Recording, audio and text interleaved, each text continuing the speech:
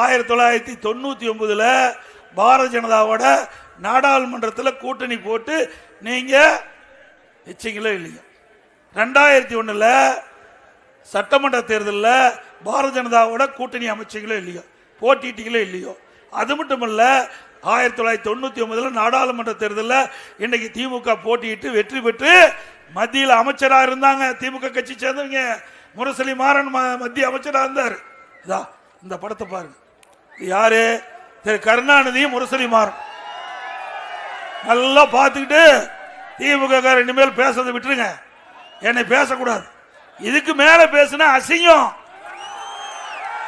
இப்போ வாஜ்பாய் இருக்காரு, ஒருத்தர் மைக்க ரெடி பண்ணி கொடுக்கிறாரு, ஒருத்தர் இப்படித்தான் பேசணும்னு சொல்லி திரு கருணாநிதியும் திரு முரசொலி மாறனும் இந்த மதவாத கட்சின்னு சொல்லிட்டு இருக்கிற தலைவர்கள், அவருடைய தலைவர்கள் யாரு? திரு ஸ்டாலினுடைய தலைவர்கள், உதயநிதி ஸ்டாலினுடைய தலைவர்கள் யாரு? அவங்க அப்பா தான் தலைவர். அவருக்கு அவர் 2 பேரும் யாரோட இருக்காங்க? திரு வாஜ்பாயோட இருக்கிறாங்க. அது மட்டுமல்ல, முரசொலி மாறன் உடல்நிலை சரியாக போச்சு, மருத்துவமனையில் ஓராண்டு சிகிச்சை பெற்று வந்தார்.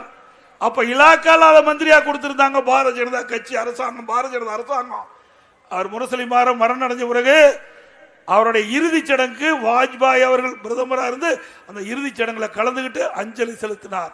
அஞ்சலி செலுத்தி அவர் வீட்டுக்கு போய் 15 நாள்ல அந்தர் பல்ட்டி அடிச்சு காங்கிரஸ் கட்சிக்கு போயிட்டாங்க. பாரதிய ஜனதா கட்சியிலிருந்து காங்கிரஸோட கூட்டணி அமைச்சாங்க. நீ கூட்டணி வைக்காத கட்சியே கிடையாது. எங்களை பத்தி பேசுறதுக்கு தகுதி இருக்குதா ஸ்டாலின் அவர்களே?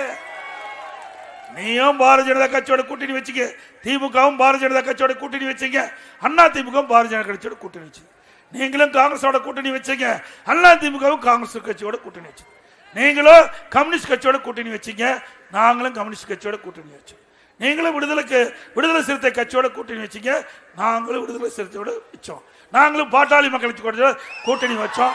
இப்போ நீயே வச்ச. இப்போ அவர்கள் தேசிய ஜனநாயக கூட்டணியில் அவர்கள் இருக்கிறாங்க. நிச்சயம் நம்மோட வருவாங்கன்னு நான் எதிர்பார்க்கிறோம்.